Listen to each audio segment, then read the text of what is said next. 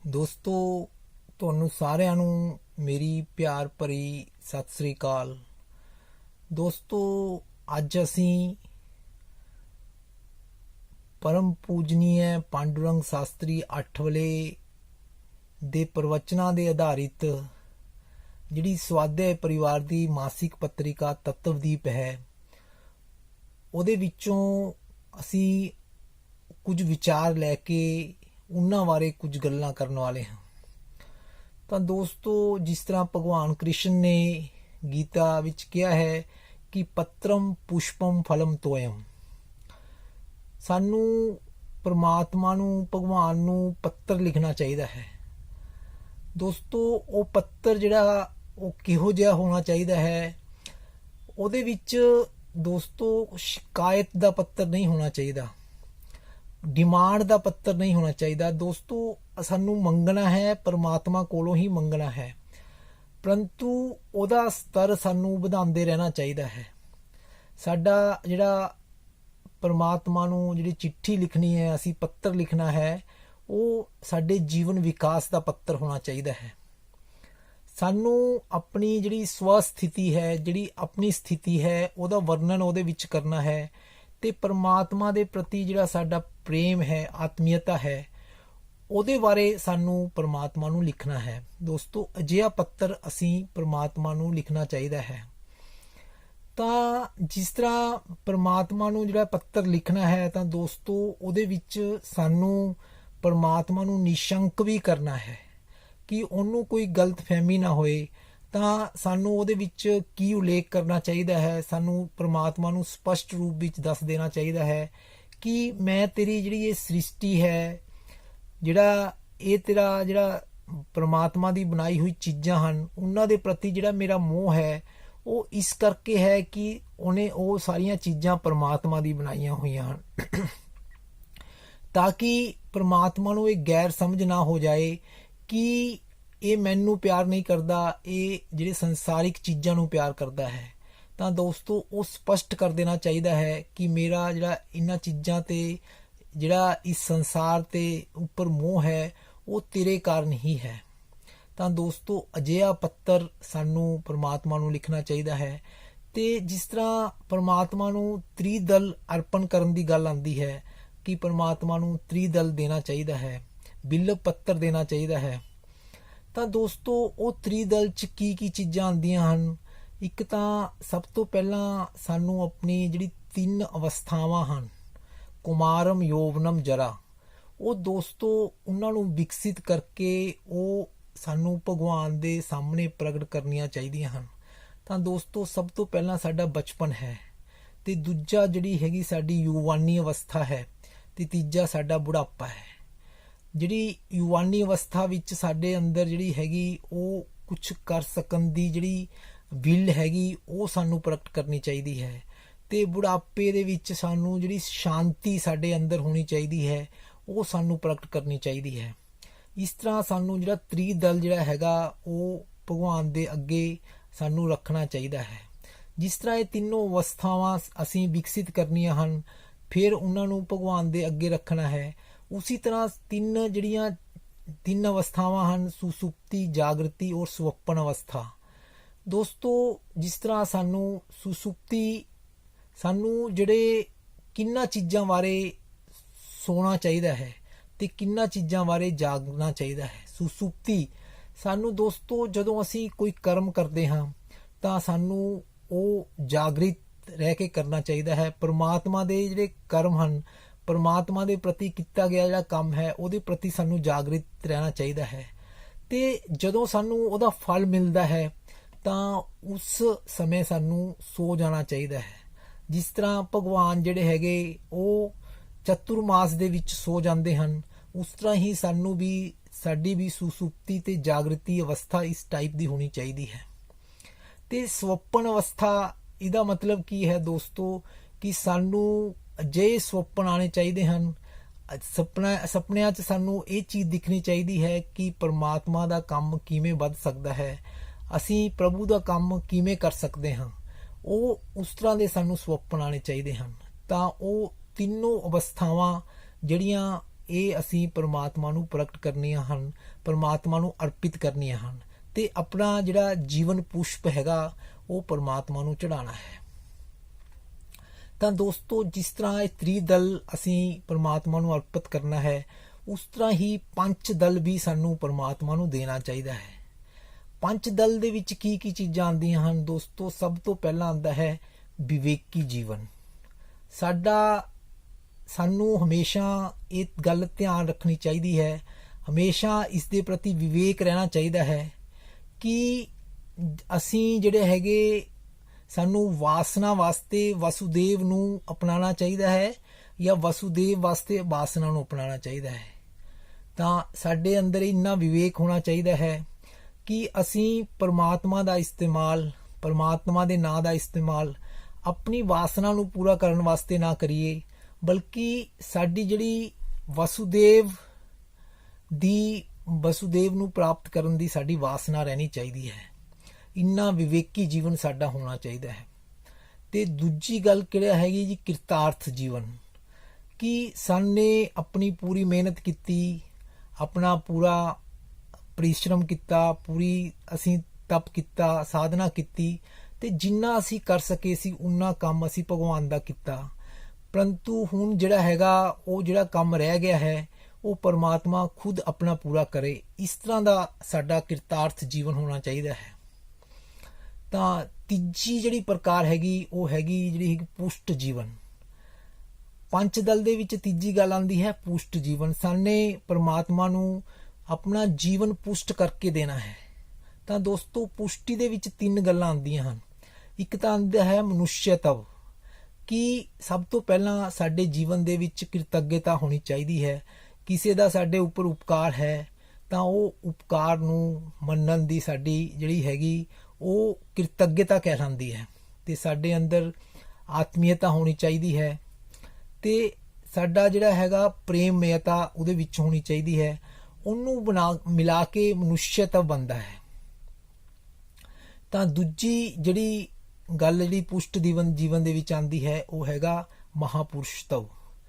ਤਾਂ ਦੋਸਤੋ, ਜਿਹੜਾ ਮਹਾਪੁਰਸ਼ ਹੁੰਦਾ ਹੈ ਉਹਨੂੰ ਪਹਿਚਾਨਣਾ ਬਹੁਤ ਕਠਿਨ ਹੁੰਦਾ ਹੈ ਤੇ ਸਾਨੂੰ ਮਹਾਪੁਰਸ਼ ਨੂੰ ਪਹਿਚਾਨਣ ਦੀ ਕੋਸ਼ਿਸ਼ ਕਰਨੀ ਚਾਹੀਦੀ ਹੈ।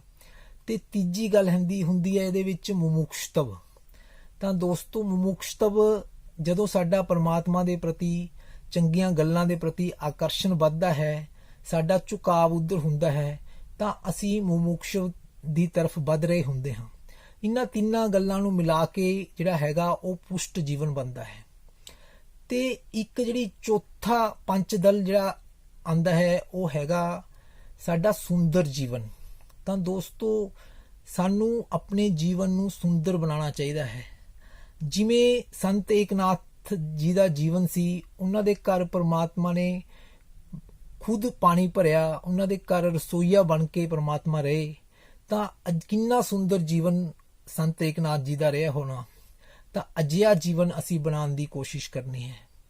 तो पंच दल च पंजवीं गल किहड़ी आंदी है वो आंदा है साडा जिहड़ा हैगा प्रसन्न जीवन। तो दोस्तों, प्रसन्न जीवन च की हुंदा है कि साडी कोई अपेक्षा नहीं है, सानू कुछ प्राप्त नहीं करना, असी कुछ भी नहीं चाहते हाँ, केवल परमात्मा वास्ते ही असी सब कुछ कर रहे हैं। वो प्रसन्न जीवन की गल आंदी है।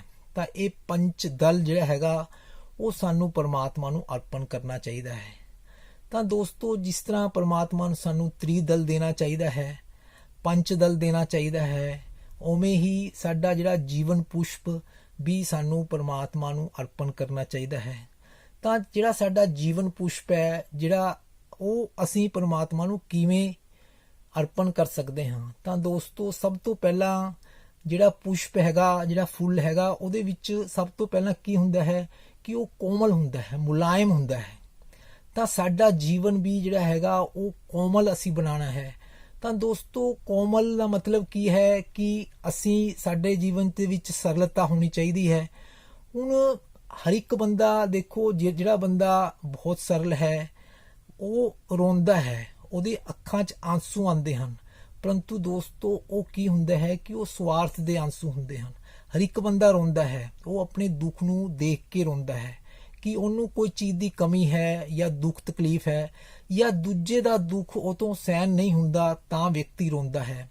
ਤਾਂ ਦੋਸਤੋ ਉਹ ਜਿਹੜਾ ਹੈਗਾ ਉਹ ਮੁਲਾਇਮਪਨ ਨਹੀਂ ਹੈਗਾ, ਉਹ ਜਿਹੜੀ ਕੋਮਲਤਾ ਨਹੀਂ ਹੈਗੀ। ਪਰੰਤੂ ਜਦੋਂ ਅਸੀਂ ਦੂਜਿਆਂ ਵਾਸਤੇ ਰੋਂਦੇ ਹਾਂ, ਜਿਸ ਤਰ੍ਹਾਂ ਜਿਹੜਾ ਰਾਮਦਾਸ ਸਵਾਮੀ ਸੀ, ਉਹ ਜਿਹੜਾ ਆਪਣੀ ਮਾਨਵਤਾ ਦਾ ਇੰਨਾ ਅਧੋ ਪਤਨ ਦੇਖ ਕੇ ਤੇ ਉਹ ਮਾਨਵਤਾ ਕਿਵੇਂ ਜਿਹੜੀ ਹੈਗੀ ਉਹ ਸੁਖੀ ਹੋ ਸਕਦੀ ਹੈ, ਉਹਦਾ ਜੀਵਨ ਵਿਕਾਸ ਕਿਵੇਂ ਹੋ ਸਕਦਾ ਹੈ, ਇਹਨਾਂ ਗੱਲਾਂ ਨੂੰ ਲੈ ਕੇ ਰਾਮਦਾਸ ਸਵਾਮੀ ਰੋਂਦਾ ਸੀ।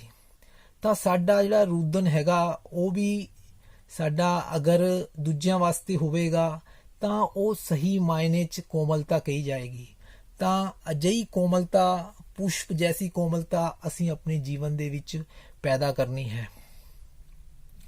ਤਾਂ ਦੂਜੀ ਗੱਲ ਜਿਹੜੀ ਫੁੱਲ ਦੇ ਵਿੱਚ ਹੁੰਦੀ ਹੈ, ਪੁਸ਼ਪ ਦੇ ਵਿੱਚ ਹੁੰਦੀ ਹੈ, ਉਹ ਹੁੰਦੀ ਹੈ ਜੀ ਕਿ ਉਹ ਅਸੀਂ ਜਦੋਂ ਪਰਮਾਤਮਾ ਨੂੰ ਆਪਣਾ ਜੀਵਨ ਪੁਸ਼ਪ ਅਰਪਣ ਕਰਨਾ ਹੈ ਤਾਂ ਉਹਦੇ ਵਿੱਚ ਕੋਮਲਤਾ ਹੋਣੀ ਚਾਹੀਦੀ ਹੈ ਤੇ ਉਹਦਾ ਜਿਹੜਾ ਰੰਗ ਹੈਗਾ ਉਹ ਪੱਕਾ ਹੋਣਾ ਚਾਹੀਦਾ ਹੈ, ਆਇਲ ਪੇਂਟ ਜੈਸਾ ਹੋਣਾ ਚਾਹੀਦਾ ਹੈ। ਤਾਂ ਦੋਸਤੋ ਸਾਡਾ ਰੰਗ ਕੀ ਹੁੰਦਾ ਹੈ ਕਿ ਬਦਲਦਾ ਰਹਿੰਦਾ ਹੈ, ਕਿ ਜਿਸ ਤਰ੍ਹਾਂ ਅਸੀਂ ਕੋਈ ਉਤਸਵ ਆਂਦਾ ਹੈ, ਕੋਈ ਤਿਉਹਾਰ ਆਂਦਾ ਹੈਗਾ, ਜਨਮ ਅਸ਼ਟਮੀ ਆ ਗਈ, ਰਾਮ ਨੌਮੀ ਆ ਗਈ ਜਾਂ ਚਤੁਰਮਾਸ ਆ ਗਿਆ, ਤਾਂ ਉਹਨਾਂ ਦਿਨਾਂ ਦੇ ਵਿੱਚ ਸਾਡੇ ਜਿਹੜੀ ਭਗਤੀ ਦੀ ਬਾੜ ਆਂਦੀ ਹੈ, ਅਸੀਂ ਬਹੁਤ ਭਗਤੀ ਕਰਦੇ ਹਾਂ ਤੇ ਬਾਅਦ 'ਚ ਫਿਰ ਅਸੀਂ ਭਗਤੀ ਨੂੰ ਛੱਡ ਦਿੰਦੇ ਹਾਂ। ਤਾਂ ਅਜਿਹਾ ਨਹੀਂ ਹੋਣਾ ਚਾਹੀਦਾ। ਸਾਡਾ ਜਿਹੜਾ ਰੰਗ ਹੈਗਾ ਉਹ ਪੱਕਾ ਹੋਣਾ ਚਾਹੀਦਾ ਹੈ। ਸਾਨੂੰ ਵਿਸ਼ਵਾਸ ਹੋਣਾ ਚਾਹੀਦਾ ਹੈ ਕਿ ਅਸੀਂ ਪਰਮਾਤਮਾ ਵਾਸਤੇ ਕੰਮ ਕਰਨਾ ਹੈ। ਤਾਂ ਕੋਈ ਵੀ ਕਿਸੇ ਵੀ ਤਰ੍ਹਾਂ ਦੀ ਮੁਸੀਬਤ ਆ ਜਾਂਦੀ ਹੈ, ਕਿਸੇ ਵੀ ਤਰ੍ਹਾਂ ਦੀ ਦਿੱਕਤ ਆਉਂਦੀ ਹੈ, ਤਾਂ ਉਹਨੂੰ ਪਾਰ ਕਰਕੇ ਅਸੀਂ ਜਿਹੜਾ ਕੰਮ ਅਸੀਂ ਹੱਥ 'ਚ ਲਿੱਤਾ ਹੈ ਉਹਨੂੰ ਪੂਰਾ ਕਰਨਾ ਹੈ। ਐਵੇਂ ਦਾ ਰੰਗ ਸਾਡਾ ਆਇਲ ਪੇਂਟ ਜੈਸਾ ਰੰਗ ਸਾਡਾ ਹੋਣਾ ਚਾਹੀਦਾ ਹੈ। ਤਾਂ ਦੋਸਤੋ ਇਸ ਤਰ੍ਹਾਂ ਜਿਹੜਾ ਹੈਗਾ ਪੁਸ਼ਪ, ਅਸੀਂ ਆਪਣੇ ਜੀਵਨ ਪੁਸ਼ਪ ਨੂੰ ਪਰਮਾਤਮਾ ਨੂੰ ਅਰਪਣ ਕਰਨਾ ਹੈ। ਤਾਂ ਜਿਸ ਤਰ੍ਹਾਂ ਸਾਡਾ ਜੀਵਨ ਪੁਸ਼ਪ ਹੈਗਾ, ਇਸ ਤਰ੍ਹਾਂ ਹੀ ਸਾਡੇ ਆਪਣੇ ਜਿਹੜੇ ਇੰਦਰੀਆਂ ਹਨ, ਜਿਹੜੇ ਸਾਡੇ ਜਿਸ ਤਰ੍ਹਾਂ ਸਾਡੇ ਹੱਥ ਹਨ, ਉਹਨਾਂ ਨੂੰ ਕੀ ਕਰਨਾ ਹੈ, ਉਹਨਾਂ ਨੂੰ ਵੀ ਅਸੀਂ ਹਸਤ ਕਮਲ ਬਣਾਉਣਾ ਹੈ। ਤਾਂ ਦੋਸਤੋ ਸਾਡਾ ਹਸਤ ਕਮਲ, ਹੱਥ ਕਮਲ ਕਿਵੇਂ ਬਣੇਗਾ? ਤਾਂ ਉਹਦੇ ਵਾਸਤੇ ਸਾਨੂੰ ਪਰਮਾਤਮਾ ਦੇ ਲਈ ਕੋਈ ਵੀ ਕੰਮ ਕਰਨ ਵਾਸਤੇ ਸਾਡੇ ਹੱਥ ਹਮੇਸ਼ਾ ਅੱਗੇ ਵਧਣੇ ਚਾਹੀਦੇ ਹਨ। ਸਾਨੂੰ ਆਪਣੇ ਹੱਥਾਂ ਨੂੰ ਪਿੱਛੇ ਨਹੀਂ ਹਟਾਉਣਾ ਚਾਹੀਦਾ। ਤਾਂ ਸਾਡੇ ਹਸਤ ਜਿਹੜੇ ਹੈਗੇ ਉਹ ਕਮਲ ਬਣਨਗੇ, ਹੱਥ ਸਾਡੇ ਕਮਲ ਦੇ ਸਮਾਨ ਬਣ ਜਾਣਗੇ। ਤਾਂ ਐਵੇਂ ਹੀ ਸਾਡੇ ਜਿਹੜੇ ਚਰਨ ਵੀ ਕਮਲ ਬਣਨੇ ਚਾਹੀਦੇ ਹਨ। ਤਾਂ ਦੋਸਤੋ ਜਦੋਂ ਸਾਡੇ ਚਰਨ ਪਰਮਾਤਮਾ ਦੇ ਕੰਮ ਵਾਸਤੇ ਚੱਲਣ ਲੱਗਦੇ ਹਨ, ਜਦੋਂ ਅਸੀਂ ਪਰਮਾਤਮਾ ਵਾਸਤੇ ਚੱਲਦੇ ਹਾਂ, ਪਰਮਾਤਮਾ ਦੇ ਕੰਮ ਵਾਸਤੇ ਚੱਲਦੇ ਹਾਂ, ਸਭ ਤੋਂ ਪਹਿਲਾਂ ਤਾਂ ਇਹ ਸਮਝ ਲੈਣਾ ਜ਼ਰੂਰੀ ਹੈ ਕਿ ਪਰਮਾਤਮਾ ਦਾ ਕੰਮ ਕੀ ਹੈ। ਤਾਂ ਦੋਸਤੋ ਜਿਸ ਤਰ੍ਹਾਂ ਭਗਵਾਨ ਕ੍ਰਿਸ਼ਨ ਨੇ ਗੀਤਾ 'ਚ ਸਪਸ਼ਟ ਕੀਤਾ ਹੈ ਕਿ ਜਿਹੜੇ ਮੈਂ ਇਹ ਵਿਚਾਰ ਗੀਤਾ ਦੇ ਵਿੱਚ ਪ੍ਰਗਟ ਕੀਤੇ ਹਨ, ਉਹਨਾਂ ਵਿਚਾਰਾਂ ਨੂੰ ਲੈ ਕੇ ਨਿਸਵਾਰਥ ਰੂਪ 'ਚ ਕੋਈ ਦੂਜੇ ਦੇ ਕੋਲ ਜਾਂਦਾ ਹੈ, ਦੂਜੇ ਨੂੰ ਇਹ ਵਿਚਾਰ ਦੱਸਦਾ ਹੈ, ਤਾਂ ਇਹ ਪਰਮਾਤਮਾ ਦਾ ਹੀ ਕੰਮ ਮੰਨਿਆ ਜਾਂਦਾ ਹੈ। ਤਾਂ ਦੋਸਤੋ ਉਹ ਵਿਚਾਰ ਅਸੀਂ ਉਠਾ ਕੇ ਉਹ ਜੀਵਨ ਦੇ ਜਿਹੜੇ ਵਿਚਾਰ ਹਨ ਉਹ ਦੂਜਿਆਂ ਕੋਲ ਲੈ ਕੇ ਜਾਂਦੇ ਹਾਂ, ਤਾਂ ਉਹ ਸੱਚੇ ਮਾਇਨੇ 'ਚ ਪਰਮਾਤਮਾ ਦਾ ਕੰਮ ਹੈ।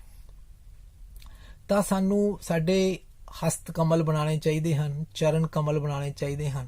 ਇਸ ਤਰ੍ਹਾਂ ਹੀ ਜਿਸ ਤਰ੍ਹਾਂ ਦੋਸਤੋ ਚਰਨ ਕਮਲ ਕੀ ਹੁੰਦੀ ਹੈ ਕਿ ਖੁਦ ਭਗਵਾਨ ਕ੍ਰਿਸ਼ਨ ਨੇ ਨਾਰਦ ਜੀ ਦੀ ਚਰਨ ਪਾਦੁਕਾ ਨੂੰ ਉਠਾ ਕੇ ਸਿਰ ਤੇ ਰੱਖ ਕੇ ਜਿਹੜੇ ਕ੍ਰਿਸ਼ਨ ਭਗਵਾਨ ਜੀ ਚੱਲੇ, ਤਾਂ ਉਹਦੇ ਪਿੱਛੇ ਕੀ ਸੀ ਕਿ ਜਿਹੜੇ ਨਾਰਦ ਜੀ ਸੀ, ਉਹ ਹਮੇਸ਼ਾ ਉਹਨਾਂ ਦੇ ਕਦਮ ਪਰਮਾਤਮਾ ਦੇ ਕੰਮ ਵਾਸਤੇ ਚੱਲਦੇ ਸੀ ਤੇ ਉਹਨਾਂ ਦੇ ਧੂਲ ਨਾਲ ਜਿਹੜੇ ਪਰਮਾਤਮਾ ਵੀ ਪਵਿੱਤਰ ਹੁੰਦਾ ਹੈ। ਦੋਸਤੋ ਅਜੇ ਚਰਨ ਜਿਹੜੇ ਹੈਗੇ ਉਹੀ ਕਮਲ ਬਣਦੇ ਹਨ, ਜਿਹੜੇ ਪਰਮਾਤਮਾ ਦੇ ਵਾਸਤੇ ਘਿਸ ਜਾਂਦੇ ਹਨ, ਪਰਮਾਤਮਾ ਦੇ ਵਾਸਤੇ ਚੱਲਦੇ ਹਨ। ਇਸ ਤਰ੍ਹਾਂ ਹੀ ਸਾਨੇ ਆਪਣੇ ਜਿਹੜੇ ਨੇਤਰ ਹੈਗੇ ਉਹ ਵੀ ਕਮਲ ਬਣਾਉਣੇ ਹਨ।